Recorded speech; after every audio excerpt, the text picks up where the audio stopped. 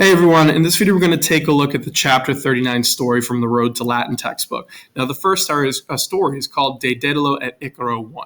Now if you want to see more on this story, just get more resources. Like I always tell you, you can check out Nova Latin.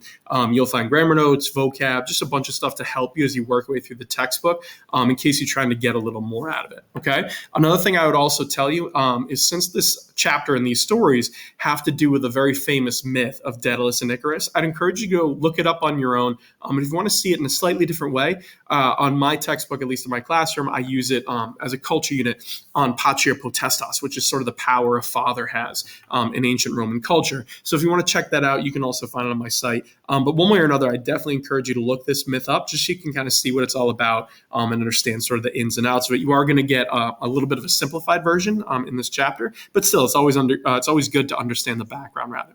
Now, before we dive too far into it, like I always tell you, the first thing we're going to do is do a little bit of grammar. But before we get there, you always want to start with the vocab, particularly on a new chapter. Learn the vocab. There's a bunch of things to help you. You can use my site to get a Quizlet. You can practice with any sort of site, Gimkit, BlueKit, whatever you use. Just make sure you know the words because it's almost impossible to read this if you just don't know what the words mean. You're in a tough spot. So always start by knowing the vocab. And then you do want to do at least a little bit of work on the grammar. Maybe you're not going to be perfect at it, but look through the grammar. Try to watch any videos or notes you can find. Again, my site has a bunch of stuff on it, but just make sure that you're familiar with it because the story is meant to show you the grammar in context. So if you don't have a decent grasp on the grammar, at least if you've never seen it before, you're going to be missing out on that opportunity to kind of see it in action and see how it all works through the context of the story. So I'd always encourage you to at least try, and wrap your head around that grammar just so you're not kind of not wasting your time, but wasting that opportunity for using the textbook and the stories for what they're really meant to be. Now, when you do get into the story, I'd encourage you to use the read and reread method. Okay, so read through the story once, write down any problem areas you have. Like I always tell you, if it's vocab, it's really easy to look up the words. If it's grammar, you're probably stuck on the new grammar for this chapter, but you have all the chapters around you if you ever want to look anything up, but it's probably from the most recent one. You can use, my site to look at the grammar notes. And then what you do is when you think you have a good grasp on it, you go back and read the story again and you do the same thing and just keep repeating that process until you hit a point where you can read through the entire story. You don't need any help and you understand the vast majority, if not all of what's going on. That's how you know you're ready to move on to the next story in this case. The other thing or last thing I'd always encourage is read the story aloud, right? So before you even do read and reread, if you're in class, find a classmate, read the story to them, work on your speaking, your pronunciation, have them read it back to you, and that way you can work on your listening. You just never want to shut those parts of your brain off. Okay, so if you haven't done that, go back, pause the video, go do it. Otherwise, let's take a look at the grammar and then the story, and we'll start unpacking all this. So like I said, we're going to do a quick little dive into the grammar, and this chapter is really on the infinitive, okay? So the infinitive form of a verb is just one that doesn't have a person associated with it. So that sounds a little confusing, but an example would be if you had the verb run, right? You could say I run, you run, he, she, it runs, we run, whatever. You have a person, meaning I, you, he, she, it, attached to that verb. The infinitive is a more general form. It just means to run, right? It's sort of like the general act of running is kind of the idea. So we translate it as to do something. Okay, that's what we call an infinitive. There's no specific person attached. Now, there's two infinitives we're going to learn in this chapter, active and passive. Right, and we know active and passive voice, so it kind of it flows and it'll make sense when you look at this. Active infinitives end in re. We translate them as to do something. Passive infinitives end in ri or just a long I if it's third conjugation, and they mean to be blanked. Right? So instead of to see, it would be to be seen, right? That's a passive infinitive. And again, it's the second principal part of a Latin verb. So we've seen infinitives a lot in our vocab list, things like that. And you want to remember that second piece is the infinitive. It's actually the active infinitive. So when you have mito, mitere, that second part, mitere, literally means to send. And we use it to conjugate verbs, right? That's why we've seen the infinitive. And remember the vowel in front of the infinitive tells you the verb's conjugation. So ARE is first conjugation or first group, long ERE is second, short ERE is third, and IRE is fourth. So this is what it looks like when you put it all together, and this comes out of the Road to Latin textbook. But you can see the active would be portare, to carry. The passive is portari, to be carried. We have videre, videri. So first and second conjugation, it's just, RE is active, RI is passive. Now when you get to third, instead of using RI, we're just replacing the entire ERE with a long I. So mitere, to send, send becomes miti, to be sent. You do that with third and third io, right? So capere becomes copy. Now, when you get back to fourth, it's a very similar process as first and second. You have audire with an re, means to hear. Audiri with a long I means to be heard, okay? So once you practice these a little bit and see them in stories, you actually get used to them pretty quickly. They're really not too bad.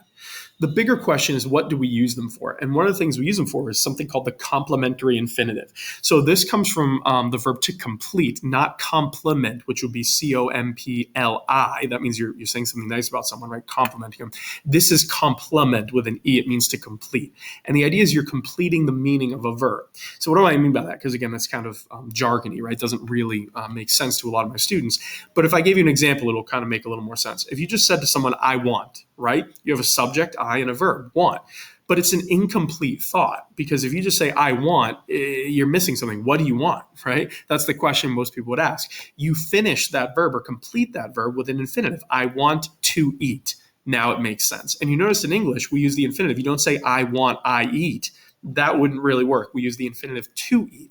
So you're used to infinitives, and you've seen them a lot. If English is your first language, you've seen these. You probably just never really unpacked the grammar behind them or what they are.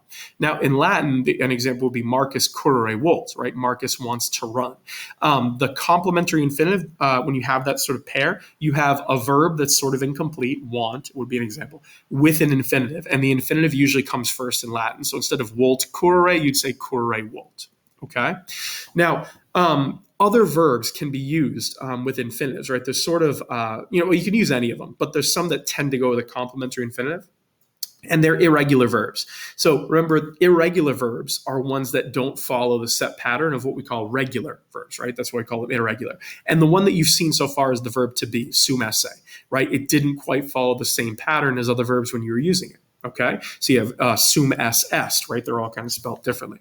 So in this chapter, you're going to get a few more. And again, like I said, they're pretty much used with complementary infinitive. So you have possum, which means to be able, right? Volo, which means I want. Nolo, I do not want. And malo, which means I prefer. Okay, so these are just the first person singular I form of them. But you can look them up and get the infinitive, all these different things. But when you think about it, this makes sense to go with infinitive, right? I'm able to do what? You could say I'm able to walk. Okay, got it. Or I'm able to see. I want does the same thing, right? We talked about that. I want what? You could say I want a cheeseburger and use a noun, or you could say I want to run, I want to skip, right? Whatever it is. Nolo is just the negative of volo, so it makes sense. I don't want to do something. And prefer, malo, also makes sense, right? I prefer to do whatever. All of these use a complementary infinitive to kind of finish their meaning. Okay. And the textbook does a good job of breaking down their forms. Right? You can find them basically in the back of any Latin textbook. The Road to Latin textbook has a chart showing you what they look like, right? You have volo, vis, volt, and nolo, non, vis, non, volt. These are things that you can memorize, but I think it's better to see them in a story and just kind of memorize them through practice, okay? So that's a very quick overview. If you want more, check out my site. You can see all the notes, videos, a bunch of stuff to help you. But that's the general idea of what we're going for in this story. So now that we feel like we have a sense of it, or hopefully you do, let's go into the story. And again, if you're still not sure, pause the video again, right? Go look it up before you read the actual story. But now we're going to dive into the chapter story, and it's about Daedalus and Icarus, okay? And if you don't know this myth, this is the story of Icarus flying too close to the sun. You might have heard that, and the wings melt and he dies, right? That's kind of what this story is about. So it starts like this. You have multis ante annis, Daedalus cum Icaro parvo filio Athenis ad insulum Cretam fugit, quod ab Athenarum quibus damnatus erat. Okay, so you have at the beginning you have this phrase of multis annis, right? So you're saying many years ago, right? That's what the ante is doing, right? So many years ago, Daedalus with Icarus, right? Cum Icaro, with his small son, parvophilia, right? With Icarus, his small son, they fugit Athenis. They fled from Athens. There you have the ablative because it's motion away from. We don't need a preposition because you have the name of a city there. Okay, and if you're wondering why it's plural, this happens a lot in Greek names. They have sort of a pluralized form to represent a singular city. If I remember right, in ancient Greek, that's because you're talking about the city and sort of the surrounding area. That's why it's plural, right? I mean, you can hear it in English. We don't call it Athen. We call it Athens, right, with that S on the end of it. That's why you have Athenes with a long IS, the ablative plural form here, okay? So they fled from Athens to the island of Crete, right, which is just south of Greece. And they fled there because damnatus exiliatus erat. They had been exiled, right, or condemned, you might even say, by the citizens of Athens, ab civibus Athenae, right? So the citizens of Athens had basically banished them, is the idea, okay? Then you have primo Minos, rex Cretae eum benigne acepe. Nam Daedalus erat vir artium peritissimus et regem iuvare poterat. Okay, so at first, right, primo, so at first, Minos, the king of Crete, welcomed them kindly, right? He acepit, he welcomed eum, him, right, meaning Daedalus, right? It's technically them, he has a son, but sure, we're talking about Daedalus. So he welcomed him kindly, benigne, because, or for, Daedalus was a vir artium peritissimus, right? So he was a very skilled or most skilled, peritissimus is going with vir, right? A most skilled man of art, right? Meaning the arts, not necessarily painting or drawing. He's actually good with building things, his hands, right? So he was extremely skilled at the arts, okay? And poterat iuvare regem, and he was able to help the king. There's your complementary infinitive. Poterat is your verb posse, to be able to, right? One of our new irregulars, and iuvare means to help. So because he was able to help the king, they welcome him, okay? And there's, again, that's your complementary infinitive, the first one that we see. Okay. Then it continues. You have said postea rex Daedalo et Icaro fuit inimicus et eos in custodiam Daedit. Okay. But afterwards, or you might even think like soon afterwards, postea, right? The king was inimicus. He was unfriendly, right? He was an enemy to Daedalus and Icarus, right? So he was unfriendly to them. And he dated in custodiam eos. So he gave them into custody is literally what that means. The better translation is he put him in prison, right? So giving someone into custody means you throw him in jail, right? So he imprisons the two of them. Then you have mare et terra a custodibus regis custodiabantur, okay? So the sea and the earth, the mare and the terra, right? The sea and the earth were being guarded, right, by the custodibus regis, by the custodibus, the guardians or the guards of the king. So what that means is the king's guards were watching the land and the sea, right, to make sure that they don't escape. Then you have Daedalus tamen, patrium videre cupiebat et semper consilia fugae cogitabat. So Daedalus, however, he desired or wanted cupiebat, right? He was wanting to see, complementary infinitive, right? He wanted to see. Cupiebat is an equivalent to like wolo, right? Or wele, to want, it means the same thing, desire. So he was desiring to see his patrium, his fatherland. And always, cogitabat, he was thinking, or was thinking up consilia fugae, plans of flight, literally plans of escape might be a good way to do it. So he's trying to escape and get off, or get out of the prison off the island, okay? Then you have sixecum cogitabat. Nonne novas artes facere possum, nonne ego et Icarus a Creta fugere possumus, right? So now he's talking to himself. So you have thus, he was thinking with himself, secum, right? With himself, it means he's thinking in his own head, right? And he says, surely, right? The nonne there, right? He's asking a yes or no question. He says, surely I am able, possum, right? I am able to make, there's our complementary infinitive, right? With our new irregular verb possum. So surely I'm able to make new arts, novas artes, right? New arts meaning like new plans, new designs, right? He's like an inventor, basically, okay? So surely I'm able to make new arts. And he says, surely Icarus and I are able, there's possumus, we are able, because that's plural, he included his son, we are able to flee from Crete, right? Possumus fugere, or fugere possumus is our complementary infinitive. So he says, surely we can do this, right? Then he continues, and he says, tandem parvum filium ad se vocat. So finally, or at last, he calls his little boy, his young son, parvum filium, his small son, to him, ad se. So he calls Icarus to him. And he says, Minos quidem naubus et militibus mare terramque regere potest. Okay, so he says, Minos, indeed, right? Quidem there just means indeed. So he says, indeed, Minos is able to rule the sea and the land with ships and soldiers, right? He's able to rule. Regere potest is your complementary infinitive, right? The mare terramque is your direct object, and it's just saying with naubus and militibus, right? So he says he's able to rule the land and sea with ships and soldiers, right? Ships at sea, soldiers on land. But he says, caelum vero regere non potest. He says, truly though, he is not able, non potest, to rule the sky, caelum, right? So he says he's not able to rule the sky because he doesn't have an air force, is kind of the idea. Caelo nulli custodes nos prohibere rather possunt. Right? So he says, no guards, nulli custodes, no guards are able to prohibit us, nos prohibere, to prevent us from the sky, meaning they're not going to stop us from going up in the sky. And he says, ego alas facere possum, tum nos Athenas mox revenire possumus. So he says, I am going to make, right? I am able to make, possum facere, I'm able to make wings, right? That's what he's going to make. Then we will be able to, possumus, to return, revenire, right? To go back to Athens. Athenas doesn't need a preposition because it's the name of a city and you're using the accusative case. And mox means soon. So he says, then soon we'll be able to go back. So his plan is to make wings. And he says, tu parve fili, me iuare potes. He says, you, my little son, are able to help me, right? A complementary infinitive, potes and iuare, that's the complementary infinitive there. So he says, you are able to help me, okay? Then we have another quote. He says, tu et tui custodes minos, vinci potestis. Okay, so he says, you and your guards, minos, right? So you and literally the guards of you, tui custodes. Minos is who he's talking to, right? Which is why he's using second person. Minos is obviously not there, but he's talking about him, sort of indirectly talking to him.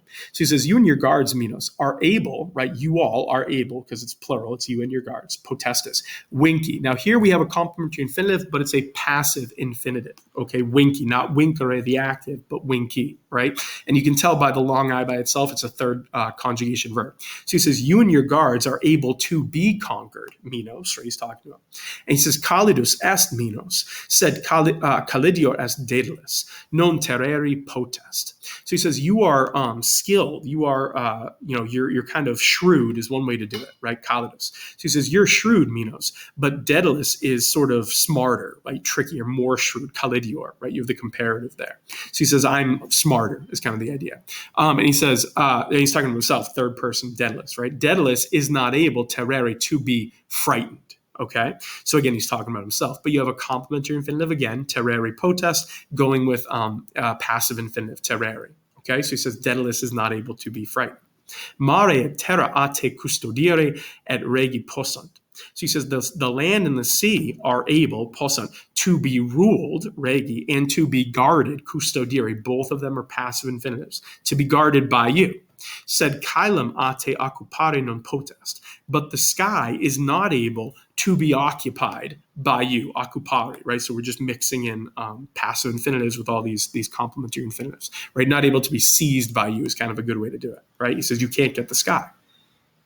Then he finishes with this. He says, "E caelo neque vocare, neque capi possumus." Okay, so we are able to be captured, copy, neither captured, nor, right? So he's saying neither nor. So he says neither called nor seized from the sky, meaning you're not going to be able to get us, right? And again, he's just using the two infinitives there. So he says the sky is the answer. You're not going to be able to get us. And again, he's kind of talking to himself here. Then you have effugere non potui, nunc demum hanc alienam insulam relinquere potero. Okay, so we have sort of a new paragraph and a new thought. He says, I have not been able to flee, right? I have not been able to flee. But he says now, right, now at last, I will be able to leave this foreign island, hanc alienam insula. Okay, so he says, up until this, I haven't been able to run away, but now I am definitely running away, leaving it behind. Okay, and he says, nos graeciam iterum videre poterimus. Okay, so he says, we, again, he's talking about him and his son, we will be able to see Greece again, right? So videre graeciam, again, complementary infinitive, just the future tense. So we will be able to see Greece again. And he says, you, right? So tu, mi fili, Athenis habitare poteris. So he says, you, my son, will be able to live, habitare, in Athens. Athenis, again, it's ablative because it's in Athens. So again, we're just stacking complementary infinitives here. And then he says, civis Athenarum esse debes, right? You ought to be, or you should be, debes esse. Again, it's another complementary infinitive. You ought to be a citizen of Athens, civis Athenarum. Then he says, nunc properare debeo, nogotiam enim est difficile. Okay, so he says, now, right, I ought to hasten. He's talking back to himself. Now I ought to hasten, for the task is difficult, right? The negotium is difficile. Okay. Then you have hoc modo, Daedalus effugere constituit.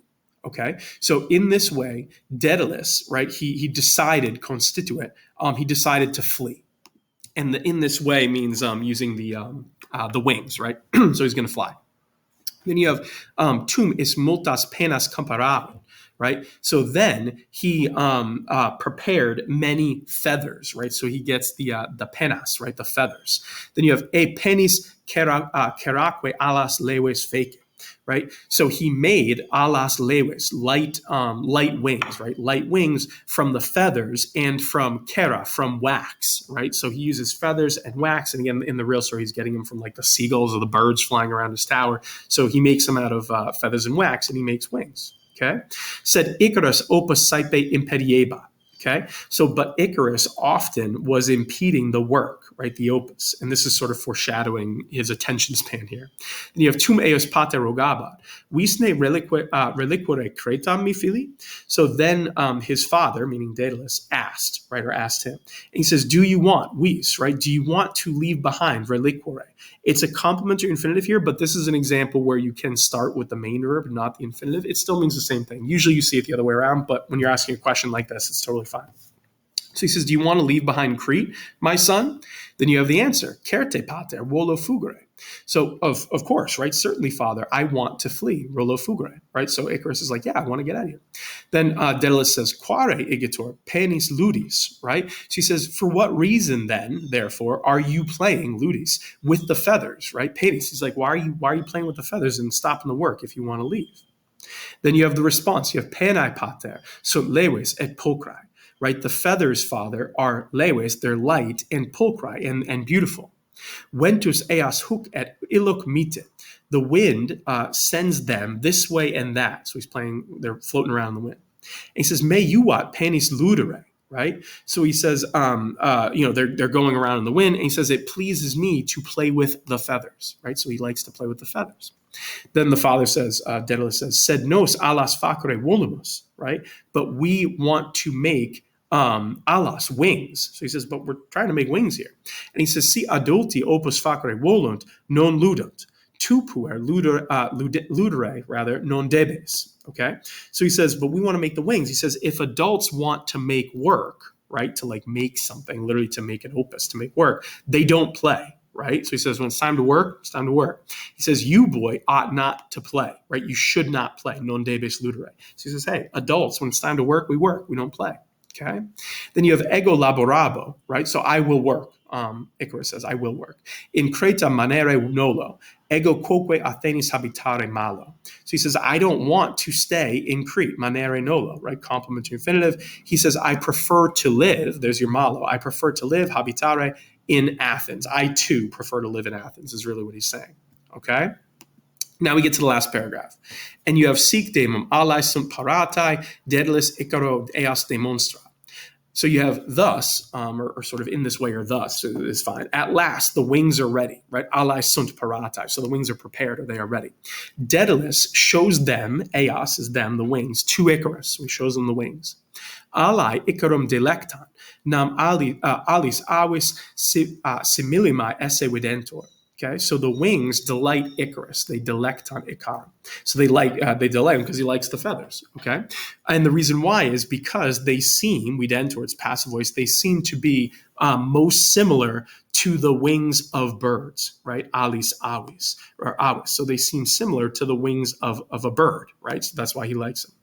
Then you have this last line, and this is the narrator saying, you have potaruntne Daedalus et Icarus eis alis volare, right? This is sort of like one of those old-timey endings, like catch us next week type thing.